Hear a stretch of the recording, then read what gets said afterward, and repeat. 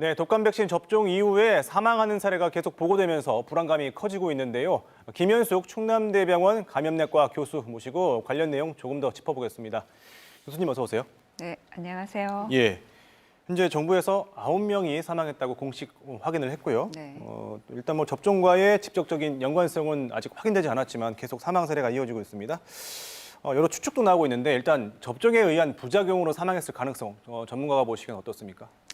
일단은 지금 대부분 접종하고 계신 독감 백신 자체가 이제 어떤 항체 반응을 유발을 할 수 있는 일부 단백질 성분만 들어가 있는 거기 때문에 그 성분 자체가 우리 몸에 들어와서 살아있는 바이러스처럼 증식을 한다든지 그런 문제를 일으키기는 굉장히 어려워서 실제로 백신으로 인한 사망 가능성은 그렇게 높게 볼 수는 없을 것 같습니다. 예. 그럼 두 번째 가능성이 유통 과정에서 이게 변질이 됐다거나 아니면 오염됐을 가능성도 우리가 배제할 수는 없잖아요. 어떻게 보십니까?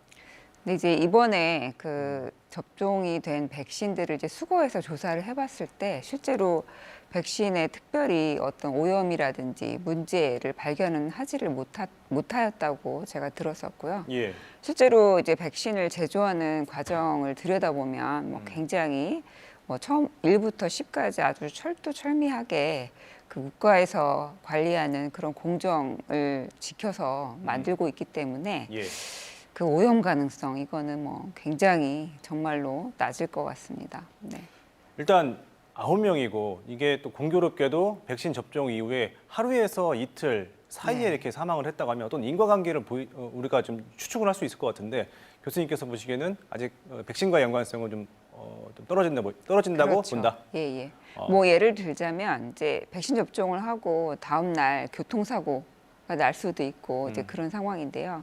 그러면은 백신을 맞았으니까 교통사고가 현재는 그런 사례는 때문이다. 없지만요. 이렇게 얘기할 수 없는 거잖아요. 그래서 어떤 사망 사고가 발생했을 때 이제 좀 주로 연령이 높으신 분들이 많으신데 그런 걸 고려한다고 하면 실제로 백신 자체보다는 이제 다른 사망하실 만한 요인이 따로 있지 않았을까 싶습니다. 지금 부검에도 일부 이제 사망자는 부검을 한다고 들었는데 부검을 통해서도 원인이 밝혀질 수 있을까요?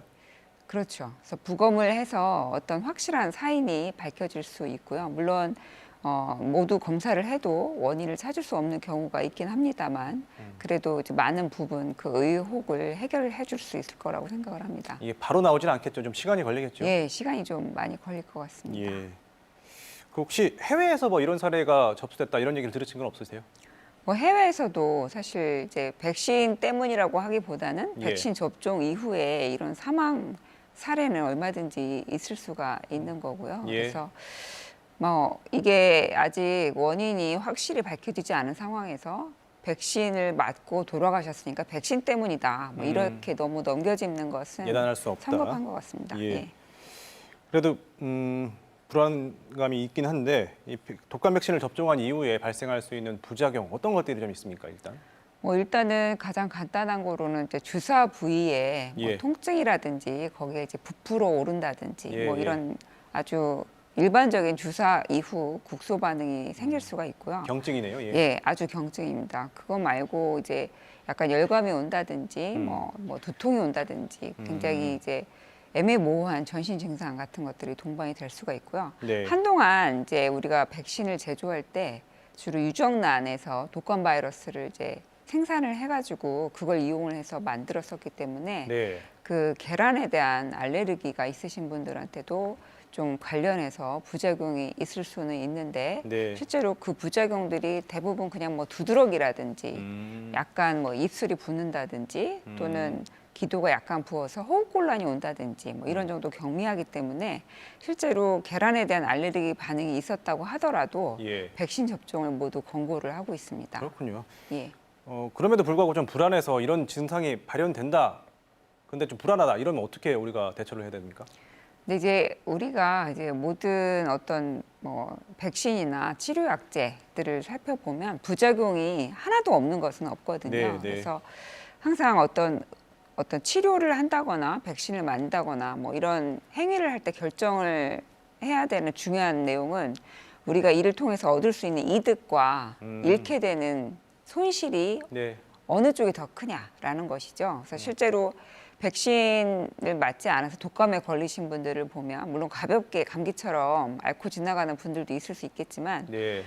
제가 이제 대학병원에서 보다 보면 인공호흡기를 사용해야 될 정도로 중증으로 가시고 또 사망하시는 분들이 매년 계시거든요. 예.